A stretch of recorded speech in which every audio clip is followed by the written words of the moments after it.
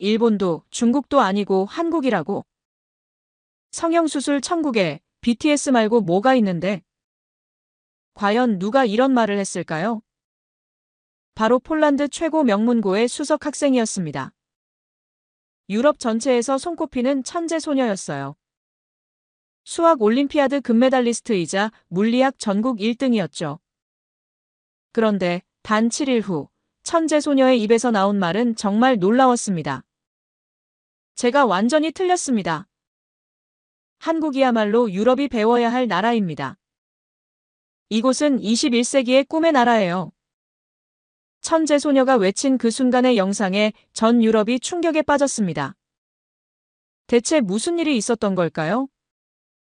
폴란드 전체를 뒤흔든 그 놀라운 7일간의 실화. 지금 바로 시작합니다. 안녕하세요. 저는 바르샤바에서 15년째 동아시아 문화를 연구하고 있는 마르틴 코발스키입니다. 바르샤바 대학교 아시아학과 교수로 재직 중이에요. 오늘 여러분께 들려드릴 이야기는 정말 믿기 어려우실 거예요. 지난 3월 제가 직접 목격하고 경험한 일입니다. 폴란드 최고 명문고인 XIV 리체움의 학생들이 한국을 방문했을 때 벌어진 놀라운 사건이거든요. 사실 저도 처음에는 단순한 문화교류 프로그램이라고 생각했어요.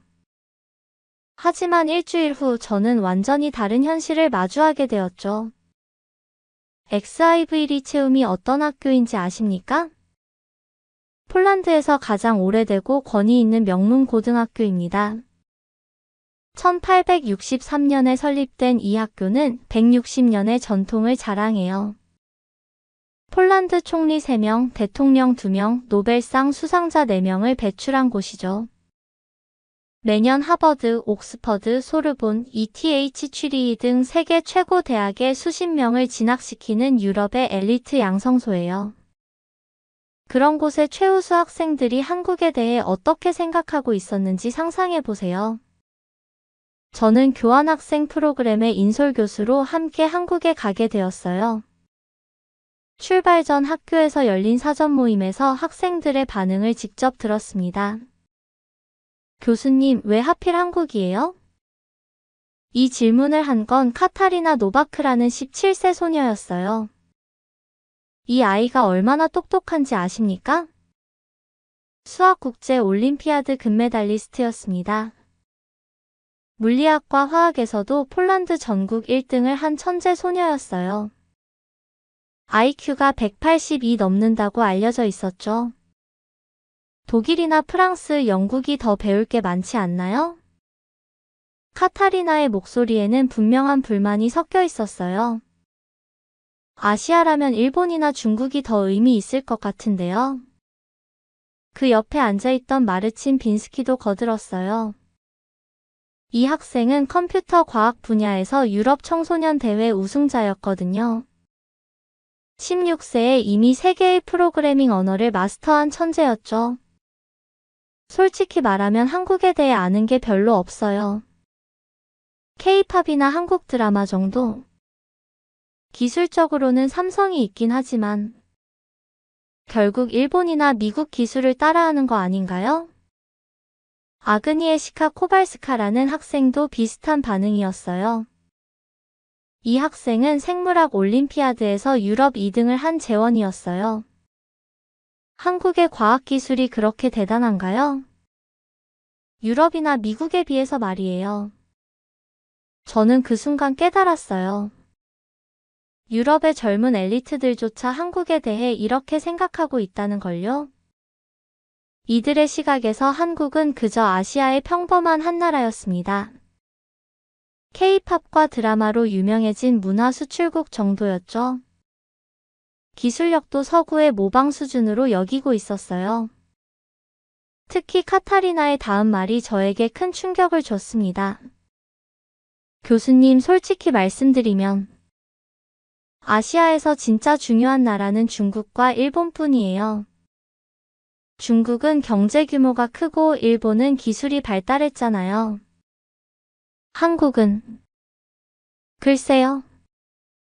그 사이에서 애매한 위치 아닌가요? 이 말을 들은 순간 저는 마음이 아팠어요. 한국에서 15년간 생활하며 그 나라의 진정한 모습을 알고 있었거든요. 하지만 동시에 이해도 됐어요. 유럽에서 한국에 대한 정보는 정말 제한적이었으니까요. 언론에서 다루는 한국 관련 뉴스는 대부분 북한 문제나 K-컬처였어요. 한국의 진짜 실력과 가능성에 대해서는 거의 알려지지 않았죠. 그래서 저는 이번 여행이 더욱 의미 있을 거라고 생각했어요. 직접 보고 체험하면 분명 달라질 거라고 믿었거든요. 하지만 학생들의 반응은 여전히 회의적이었어요. 교수님이 한국을 좋게 말씀하시는 건 이해해요.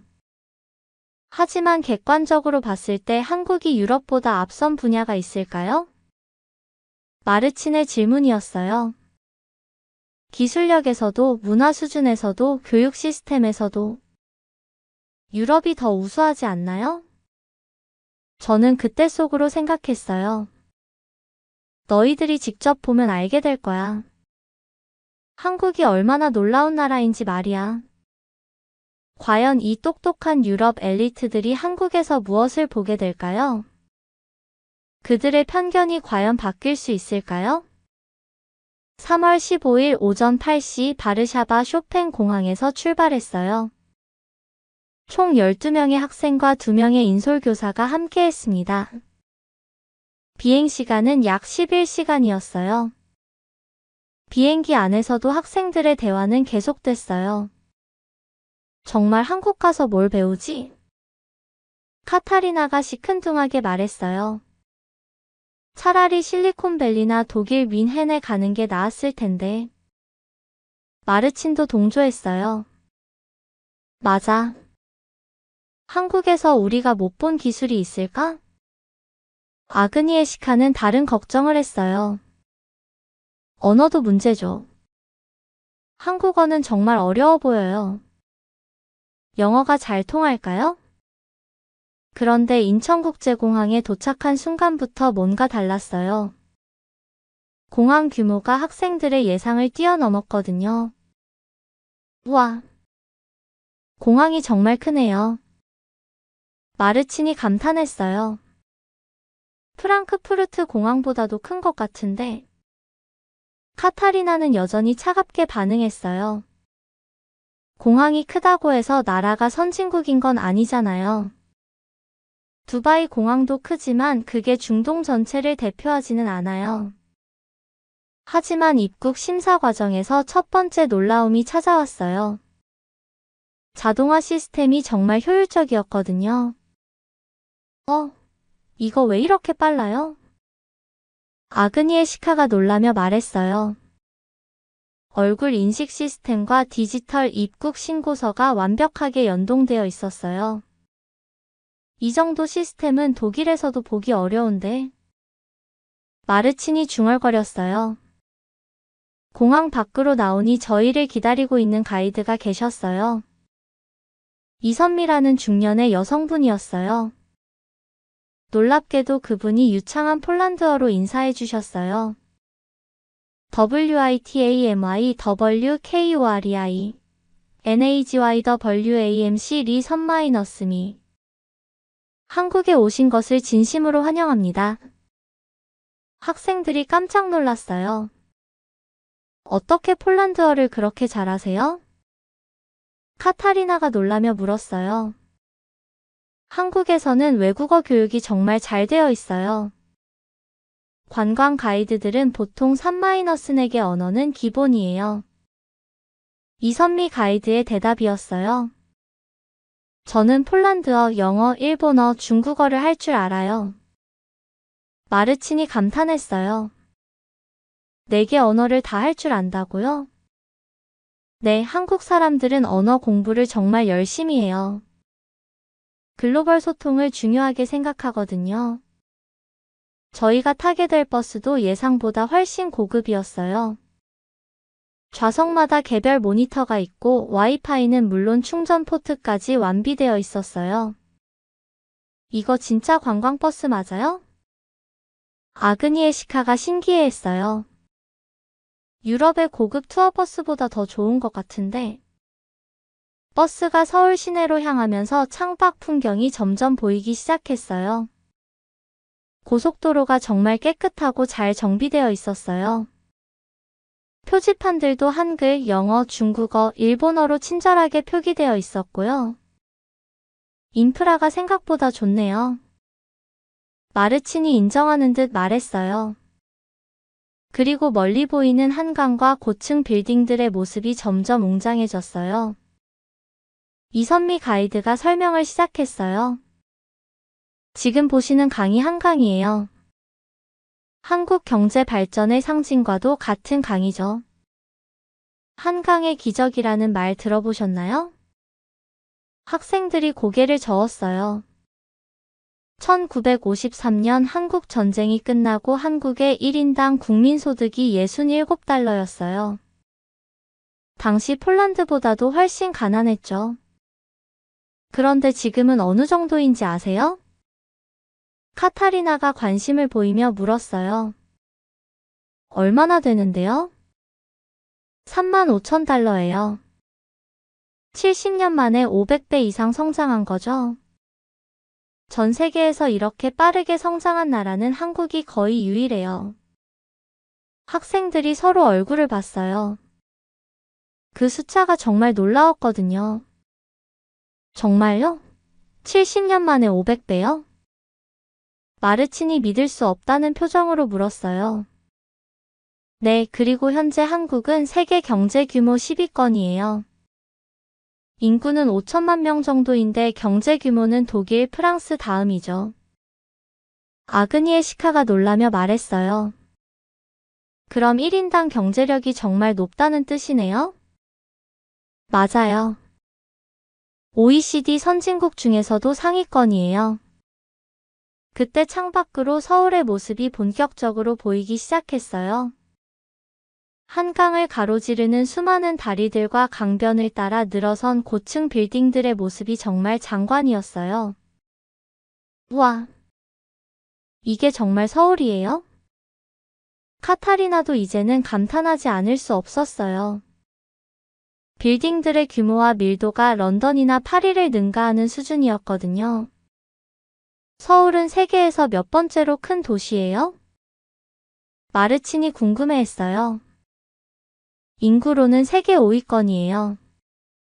하지만 경제 규모로는 세계 4위 도시입니다.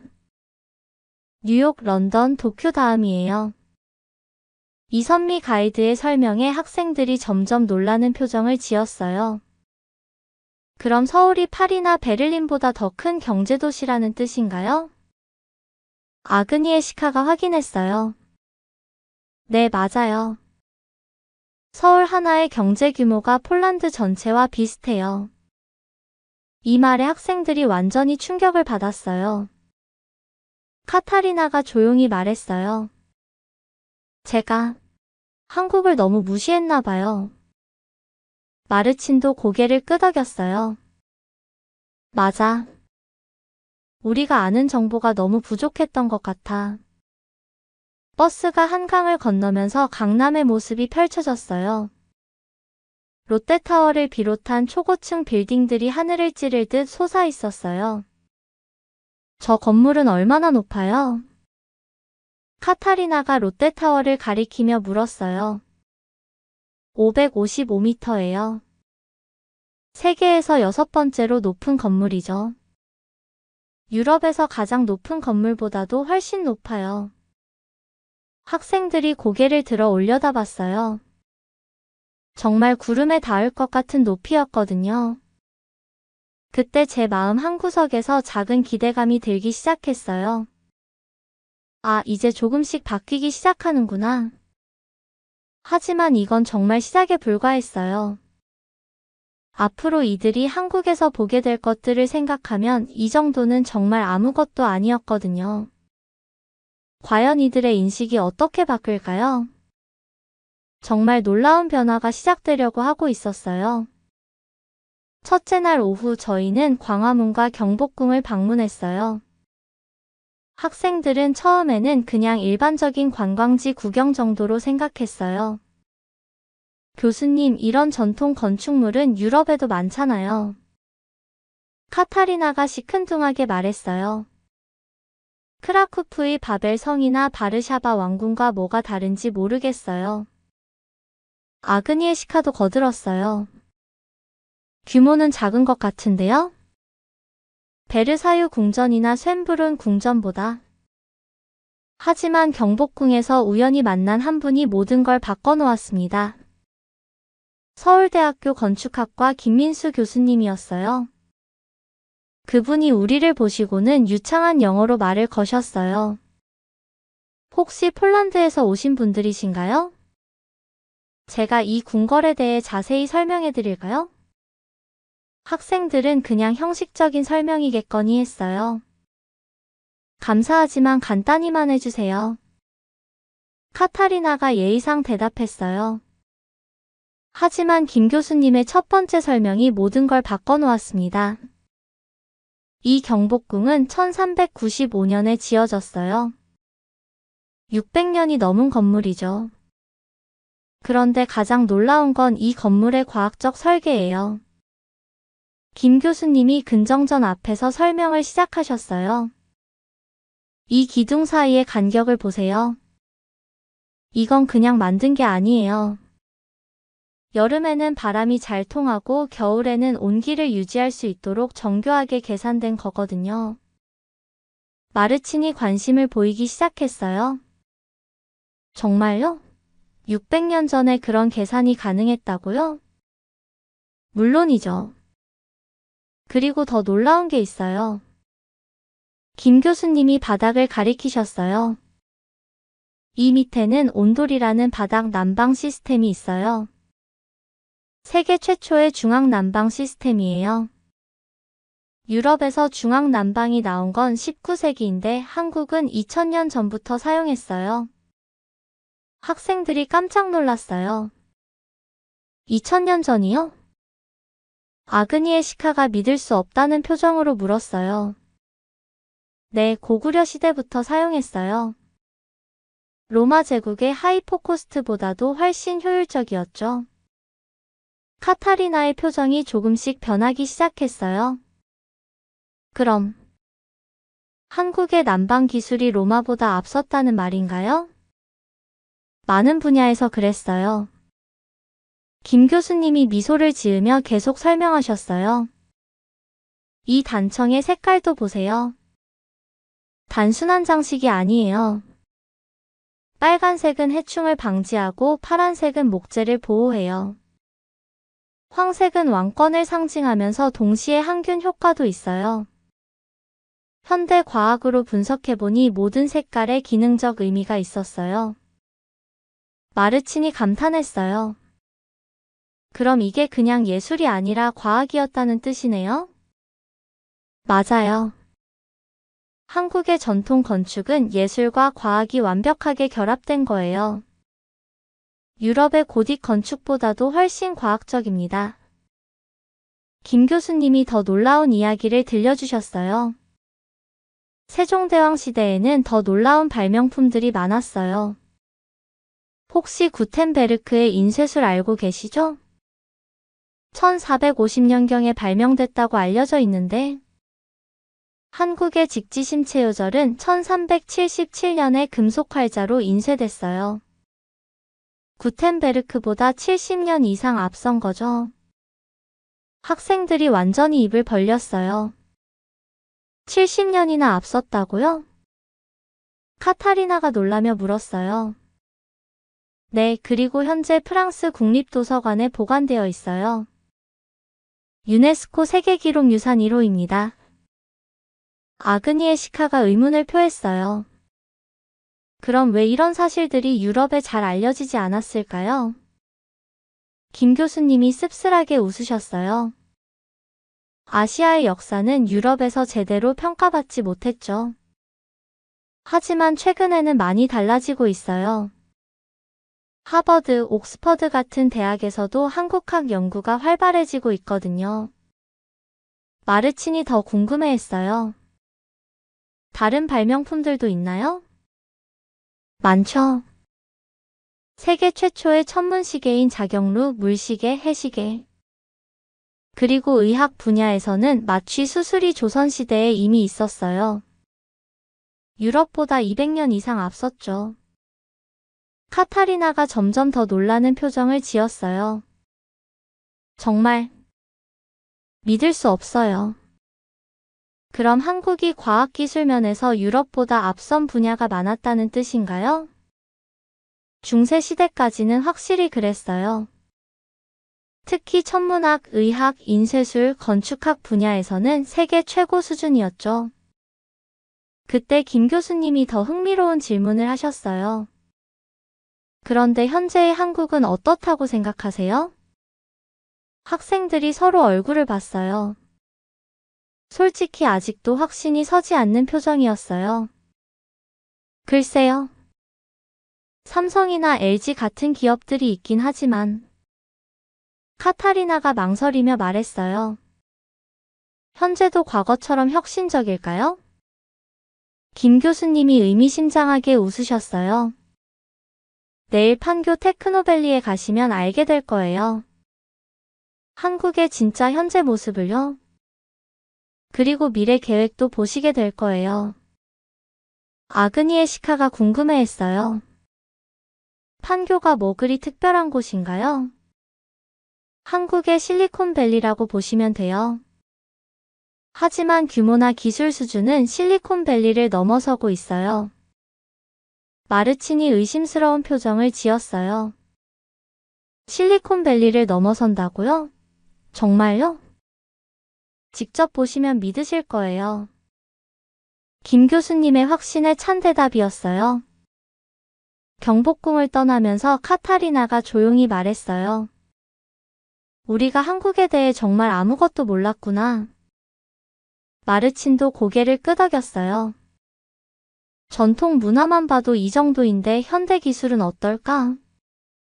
아그니에시카가 기대감을 표현했어요. 내일이 정말 궁금해졌어요. 그들의 호기심이 점점 커지고 있었어요. 과연 판교에서 무엇을 보게 될까요? 정말 실리콘밸리를 넘어서는 기술이 있을까요? 그 답은 곧 밝혀질 예정이었어요. 둘째 날 판교 테크노밸리에서 진짜 충격이 시작되었어요.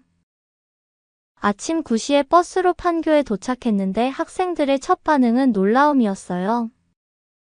이게 정말 한국이에요? 마르친이 버스 창문에서 내다보며 말했어요. 미래에서 온 것 같은 건물들이 끝없이 펼쳐져 있었거든요. 실리콘밸리보다 더 현대적인 것 같은데. 아그니에시카가 감탄했어요. 건물들이 정말 웅장해요. 첫 번째 방문지는 네이버 본사였어요. 로비에 들어선 순간 학생들이 완전히 말을 잃었어요.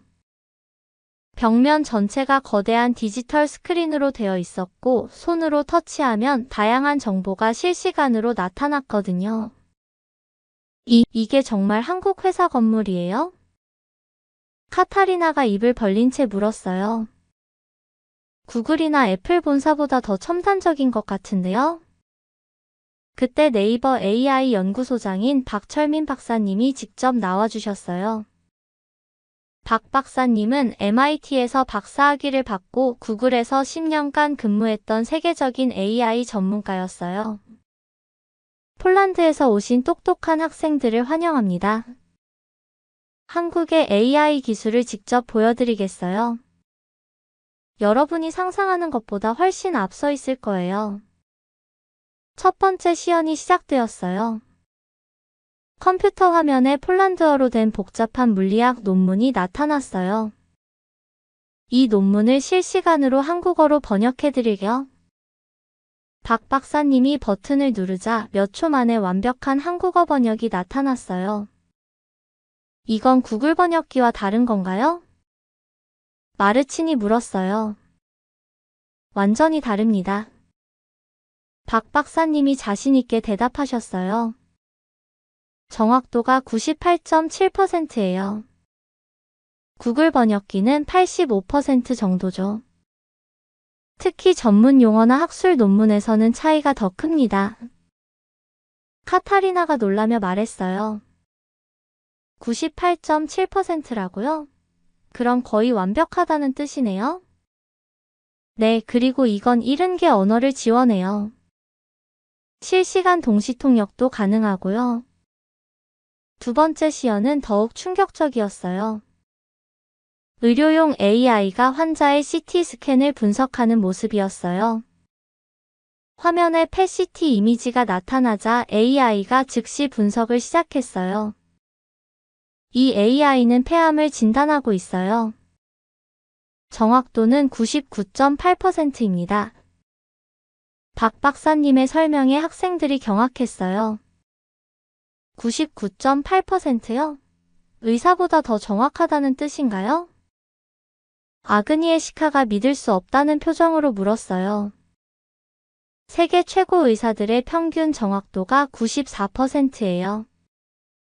이 AI는 그보다 훨씬 정확하죠. 현재 전 세계 50개국 병원에서 사용하고 있어요. 마르친이 더 구체적으로 물었어요. 그럼 실제로 환자 치료에 사용되고 있다는 뜻인가요? 물론이죠. 작년에만 100만 명의 환자를 진단했어요. 조기 발견으로 구한 생명이 수천 명에 달해요. 그 순간 카타리나의 표정이 완전히 바뀌었어요. 정말 믿을 수 없어요. 목소리가 떨리고 있었어요. 한국이 의료 AI에서 세계 최고라는 뜻인가요? 맞습니다. 박 박사님이 자랑스럽게 대답하셨어요. 그리고 이건 시작에 불과해요. 세 번째 시연은 자율주행 기술이었어요. 연구소 주차장에서 실제 자동차가 사람 없이 움직이는 모습을 봤어요. 저 차에 사람이 타지 않고 있는 거죠? 마르친이 확인했어요. 네, 완전 자율주행이에요. 레벨 5 자율주행입니다. 현재 상용화를 준비 중이에요. 아그니에시카가 놀라며 물었어요. 레벨 5라는 건 무슨 뜻인가요? 사람의 개입이 전혀 필요 없다는 뜻이에요. 어떤 상황에서도 AI가 완벽하게 운전해요. 테슬라도 아직 레벨 3단계인데 한국은 이미 레벨 5를 구현했어요. 카타리나가 충격을 받은 표정으로 말했어요. 그럼 한국이 테슬라보다 앞서다는 뜻인가요? 자율주행 분야에서는 확실히 그렇습니다. 한국이 세계 1위예요. 그때 박 박사님이 더 놀라운 이야기를 들려주셨어요. 이 기술들은 모두 한국에서 독자 개발한 거예요. 외국 기술을 가져온 게 아니라 처음부터 우리가 만든 거죠. 마르친이 믿을 수 없다는 표정으로 물었어요. 정말요? 미국이나 중국 기술을 참고한 게 아니라요? 전혀요. 오히려 미국과 중국이 우리 기술을 배우러 와요. 구글, 마이크로소프트, 아마존에서 우리 연구진을 스카우트해 가려고 해요. 아그니에시카가 더 궁금해했어요. 그럼 한국 AI 기술자들이 세계적으로 인정받고 있다는 뜻인가요? 세계 최고 수준이에요. 실리콘밸리에서 가장 인기 있는 엔지니어들이 한국 출신이에요. 하지만 대부분 한국으로 돌아와서 더 혁신적인 기술을 개발하고 있어요. 카타리나가 조심스럽게 물었어요. 그럼 한국이 AI 분야에서 미국을 앞질렀다는 말인가요? 박 박사님이 잠시 생각하시더니 대답하셨어요. 특정 분야에서는 그렇습니다. 의료 AI, 자율주행, 언어 처리 분야에서는 한국이 세계 1위예요. 그리고 앞으로 더 많은 분야에서 1위가 될 거예요. 그때 마르친이 컴퓨터 과학도답게 기술적인 질문을 했어요. 한국이 이렇게 빨리 발전할 수 있었던 이유가 뭔가요? 박 박사님이 미소를 지으시며 대답하셨어요. 한국인의 교육열과 완벽주의 때문이에요. 그리고 정부의 강력한 지원도 있고요. 한국 정부는 AI 개발에 매년 10조 원을 투자해요. 미국의 5배 수준이죠. 아그니에시카가 감탄했어요. 10조 원이요?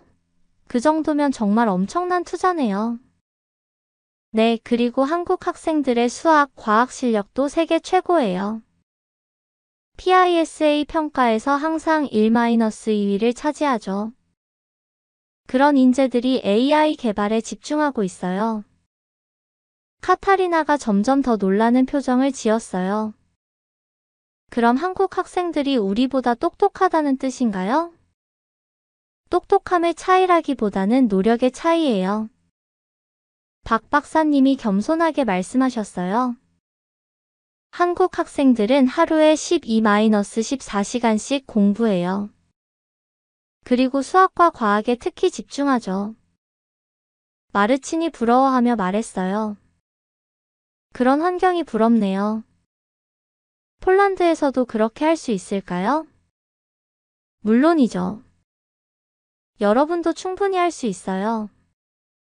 중요한 건 목표 의식과 끈기예요. 그때 박 박사님이 특별한 제안을 하셨어요. 혹시 한국에서 공부해 볼 생각 있으세요? KAIST나 서울대학교에서 AI를 배울 수 있어요. 전액 장학금도 가능하고요. 학생들의 눈이 번쩍 뜨였어요. 정말요? 외국 학생도 받아주나요? 카타리나가 흥미롭게 물었어요. 물론이죠. 특히 유럽 학생들을 환영해요. 다양성이 혁신을 만들거든요. 아그니에시카가 진지하게 물었어요. 입학하기 어렵나요? 여러분 정도 실력이면 충분히 가능해요. 한국어만 배우시면 돼요. 마르친이 결심한 듯 말했어요. 저는 정말 관심 있어요. 한국에서 AI를 배우고 싶어요. 네이버 연구소를 떠나면서 학생들의 표정이 완전히 바뀌어 있었어요. 우리가 정말 한국을 잘못 봤구나. 카타리나가 조용히 말했어요. 기술 수준이 완전 다른 차원이네. 아그니에시카도 감탄했어요. 유럽보다 훨씬 앞서 있어요. 그런데 이건 정말 시작에 불과했어요. 오후에는 더욱 놀라운 곳이 기다리고 있었거든요. 과연 무엇을 보게 될까요? 오후에는 삼성전자 종합기술원을 방문했어요. 버스에서 내리자마자 학생들이 건물의 규모에 압도되었어요. 이게 정말 연구소예요? 마르친이 고개를 들어 올려다보며 말했어요. 대학 캠퍼스보다 더 큰 것 같은데. 삼성전자 종합기술원은 정말 어마어마한 규모였어요. 축구장 50개 크기의 부지에 최첨단 연구시설이 들어서 있었거든요. 가장 놀라운 건 이재용 부회장님이 직접 시간을 내서 학생들을 만나주신다는 것이었어요. 정말 부회장님이 직접 오시나요? 카타리나가 믿을 수 없다는 표정으로 물었어요. 네, 특별히 시간을 내주셨어요. 가이드의 대답이었어요. 젊은 인재들을 정말 소중하게 생각하거든요. 회의실에 들어가자 이재용 부회장님이 따뜻하게 맞아주셨어요. 폴란드에서 온 똑똑한 젊은 친구들을 만나게 되어 정말 기쁩니다. 한국의 미래 비전을 들려드리고 싶어요. 학생들은 긴장한 표정이었어요. 세계적인 기업인을 직접 만나는 것이 처음이었거든요. 먼저 질문이 있으시면 편하게 해주세요. 이 부회장님의 친근한 말씀에 카타리나가 용기를 내서 손을 들었어요. 한국이 앞으로 어떤 나라가 될 거라고 생각하세요? 이 부회장님이 잠시 생각하시더니 확신에 찬 목소리로 말씀하셨어요. 2030년까지 한국은 3가지 분야에서 세계 압도적 1위가 될 겁니다. 어떤 분야인가요? 마르친이 앞으로 몸을 기울이며 물었어요. 첫째, 반도체 기술. 둘째, 배터리 기술. 셋째, 바이오 헬스케어. 그리고 더 구체적인 설명이 이어졌어요. 반도체는 현재 세계 시장의 65%를 점유하고 있어요. 2030년에는 80%까지 올라갈 겁니다. 특히 메모리 반도체는 90% 이상을 한국이 차지할 거예요. 아그니에시카가 놀라며 물었어요. 90%요? 그럼 거의 독점 수준이네요? 맞습니다. 한국 없이는 전 세계 스마트폰, 컴퓨터가 작동할 수 없어요. 삼성과 SK하이닉스가 글로벌 메모리의 핵심을 쥐고 있거든요. 이 부회장님이 배터리 이야기를 계속하셨어요. 배터리 분야는 더욱 놀라울 거예요. 현재 전기차 배터리 시장의 40%를 한국이 차지해요. 2027년에는 60%가 될 겁니다. LG엔솔, 삼성 SDI, SK온이 전 세계를 석권할 거예요. 카타리나가 궁금해했어요. 테슬라도 한국 배터리를 쓰나요? 물론이죠. 테슬라, BMW, 폭스바겐 모두 한국 배터리예요. 앞으로 모든 전기차가 한국 배터리로 움직일 겁니다. 마르친이 더 구체적으로 물었어요. 그럼 한국이 전기차 혁명의 중심이라는 뜻인가요? 정확합니다. 이 부회장님의 확신에 찬 대답이었어요. 전기차뿐만 아니라 ESS 모바일 배터리까지 모든 에너지 저장 분야를 한국이 주도할 거예요. 그때 이 부회장님이 가장 놀라운 이야기를 시작하셨어요. 하지만 바이오 헬스케어가 가장 혁신적일 거예요. 한국은 지금 줄기세포 치료 분야에서 세계 독보적 1위예요. 5년 안에 암 치료에 완전한 혁신을 가져올 겁니다. 학생들이 숨을 멈췄어요. 암을 완치할 수 있다는 뜻인가요? 아그니에시카가 떨리는 목소리로 물었어요. 많은 종류의 암이 완치 가능해질 거예요. 한국의 줄기세포 기술과 AI 진단이 결합되면서요. 현재 임상시험에서 90% 이상의 성공률을 보이고 있어요. 카타리나가 감동받은 표정으로 말했어요. 그럼 정말 인류를 구원하는 기술이네요. 맞습니다. 그래서 전 세계가 한국에 주목하고 있어요. 이 부회장님이 더욱 흥미로운 미래 비전을 제시하셨어요. 하지만 이것보다 더 중요한 변화가 있어요. 무엇인가요? 마르친이 궁금해했어요. 한국이 동서양을 연결하는 문화의 중심이 될 거예요. K-컬처가 전 세계를 변화시키고 있거든요. K-팝만이 아니에요. 한국 영화, 드라마, 웹툰, 게임, 패션, 뷰티. 이 모든 것이 세계 문화의 새로운 표준이 되고 있어요. 아그니에시카가 놀라며 말했어요. 정말요? 폴란드에서도 한국 드라마가 엄청 인기예요. 그뿐만 아니에요. 이 부회장님이 더 구체적인 데이터를 제시하셨어요. 현재 전 세계 젊은이들이 한국어를 배우고 있어요. 한국어 학습자가 1억 명을 넘었거든요. 하버드, 예일, 옥스퍼드에서도 한국학과가 인기 전공이에요.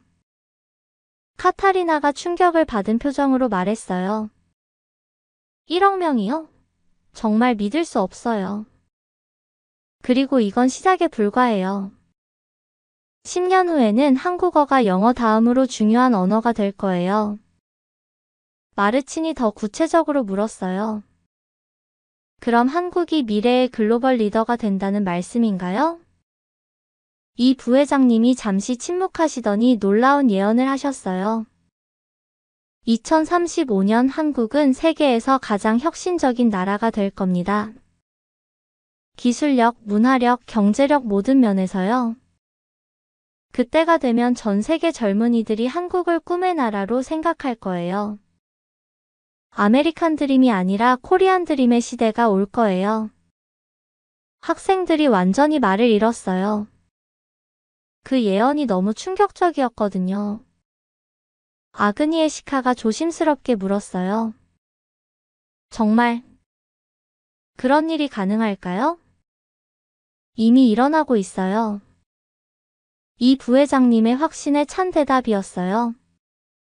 작년에 한국을 방문한 외국인이 1,500만 명이었어요. 올해는 2천만 명을 넘을 거예요. 그리고 한국에서 공부하고 싶어하는 외국 학생이 폭증하고 있어요. 카타리나가 더 구체적으로 물었어요. 그럼 한국이 미국이나 중국보다 영향력이 커진다는 뜻인가요? 소프트 파워에서는 이미 그렇습니다. 문화적 영향력은 미국을 넘어섰어요. 기술력도 많은 분야에서 중국을 앞지르고 있고요. 그때 이 부회장님이 학생들에게 직접적인 제안을 하셨어요. 여러분도 한국의 미래에 함께하고 싶지 않나요? 한국에서 공부하고 한국 기업에서 일하면서요. 마르친이 즉시 반응했어요. 정말 그럴 수 있을까요? 물론입니다. 삼성도 우수한 외국 인재를 적극 채용해요. 특히 유럽 출신 엔지니어들을 환영하고 있어요. 아그니에시카가 궁금해했어요. 어떤 조건으로 일할 수 있나요? 연봉은 유럽보다 훨씬 높을 거예요. 그리고 한국에서는 젊은 인재에게 더 많은 기회를 줘요. 20대에도 중요한 프로젝트를 맡길 수 있거든요. 카타리나가 감동받은 표정으로 말했어요. 정말 꿈 같은 이야기네요. 꿈이 아니라 현실이에요. 이 부회장님이 따뜻하게 말씀하셨어요. 한국은 젊은 꿈을 현실로 만들어주는 나라예요. 그것이 바로 코리안 드림의 핵심이죠. 삼성 연구소를 떠나면서 학생들은 완전히 다른 사람이 되어 있었어요. 나 진짜 한국에서 공부하고 싶어졌어. 카타리나가 진심으로 말했어요. 나도 이런 나라에서 살고 싶어. 마르친도 동감했어요. 한국이 정말 미래의 나라구나. 아그니에시카도 감탄했어요. 과연 이들의 변화는 여기서 끝일까요? 아니면 더 놀라운 깨달음이 기다리고 있을까요? 셋째 날 저녁 가장 감동적인 순간이 찾아왔어요. 홍대 근처 한 문화 카페에서 한국 대학생들과의 특별한 만남이 있었어요. 서울대, 연세대, 고려대, KAIST에서 온 20명의 학생들이 참석했어요. 이들은 모두 자원봉사로 시간을 낸 거였어요. 처음에는 어색한 분위기였어요. 안녕하세요.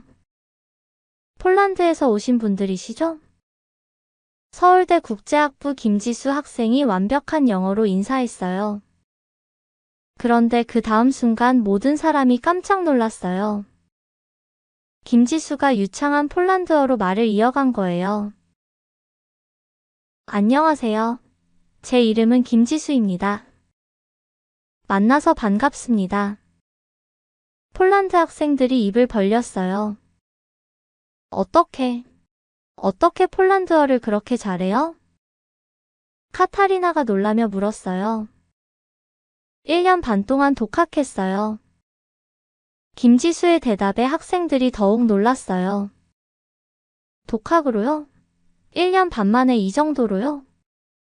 네, 폴란드 문화와 역사에 관심이 많아서요. 그때 연세대 경영학과 박민준 학생이 의미 있는 말을 했어요. 저희는 유럽의 선진민주주의를 정말 존경해요. 특히 폴란드의 연대 운동은 한국 민주화에도 큰 영향을 줬거든요. 마르친이 감동하며 말했어요. 정말요? 저희 할아버지가 연대 운동에 참여하셨는데. 그럼 진짜 영웅의 손자네요. 김지수가 진심으로 말했어요. 바웬사 대통령은 한국에서도 정말 존경받는 분이에요. 자유를 위해 싸운 위대한 지도자죠. 고려대 정치외교학과 이서연 학생이 덧붙였어요. 한국도 1980년대에 비슷한 민주화 운동이 있었어요. 광주민주화 운동, 6월 항쟁. 폴란드와 한국은 자유를 위해 싸운 형제 같은 나라예요. 그 순간 카타리나의 눈에 눈물이 맺혔어요. 제가 정말 잘못 생각했어요. 목소리가 떨리고 있었어요.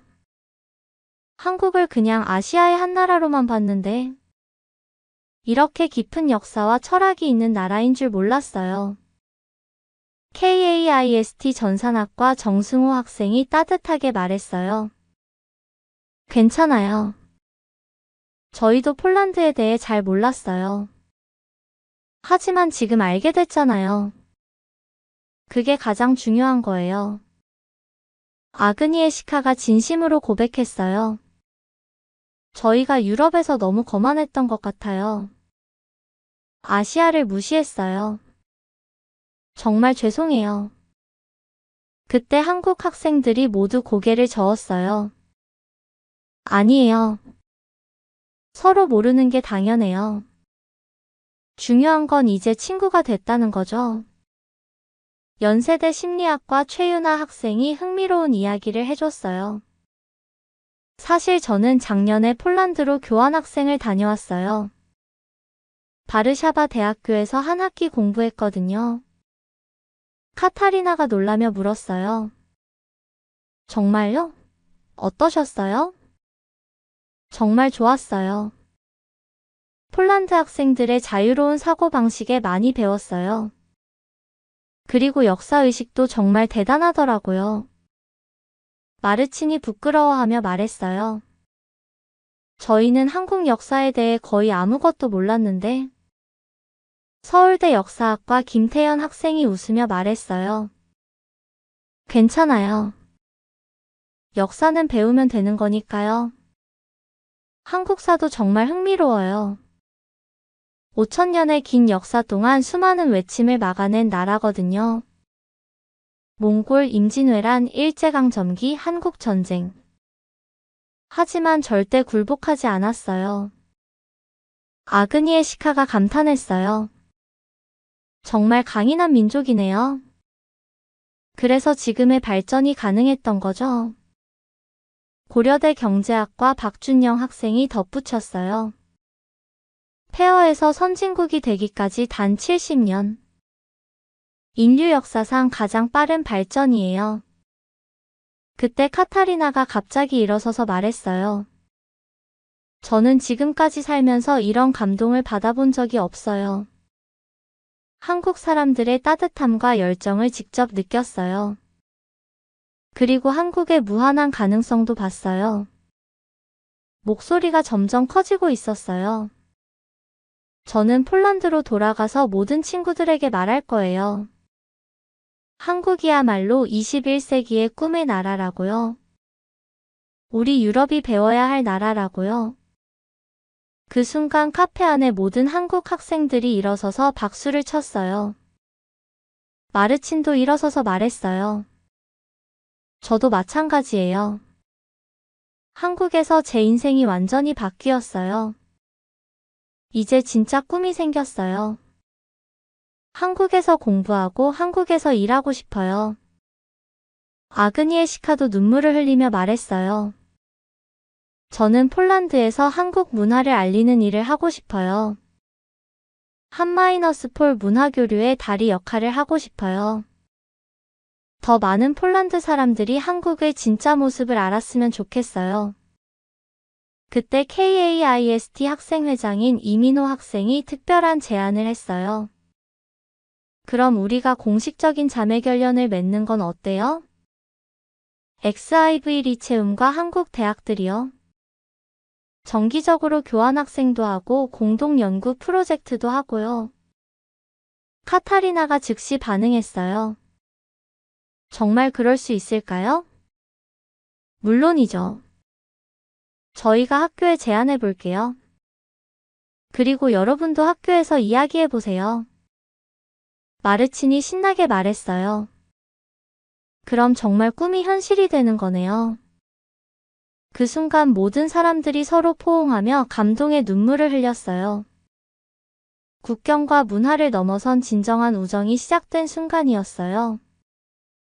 카페를 나오면서 카타리나가 저에게 말했어요. 교수님, 이번 여행이 제 인생을 바꿨어요.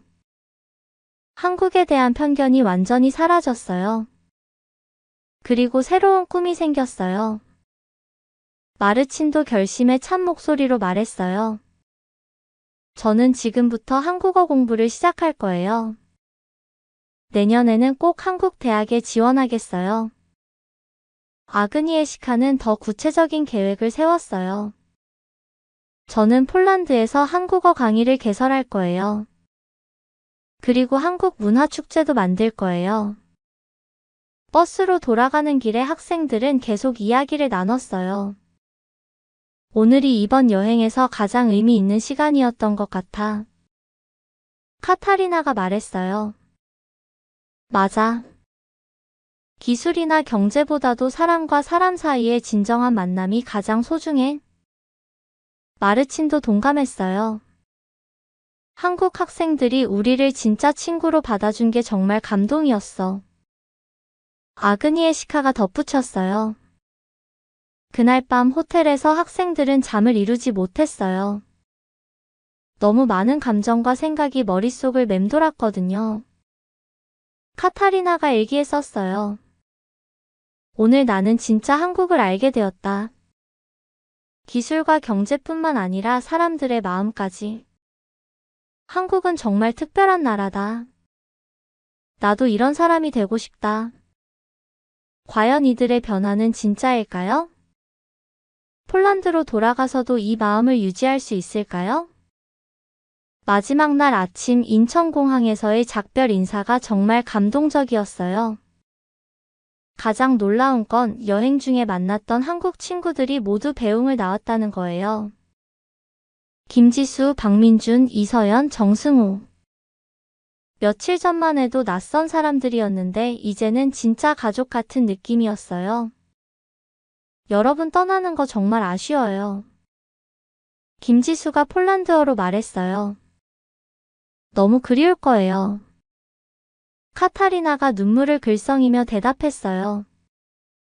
저희도 정말 아쉬워요. 이번 여행이 제 인생을 완전히 바꿨어요. 그때 가장 감동적인 일이 벌어졌어요. 네이버의 박철민 박사님과 삼성의 연구진들까지 공항에 와주신 거예요. 폴란드의 똑똑한 친구들을 배웅하러 왔어요. 박 박사님이 웃으며 말씀하셨어요. 그리고 특별한 선물이 있어요. 마르친에게 주신 건 카이스트 입학 추천서였어요.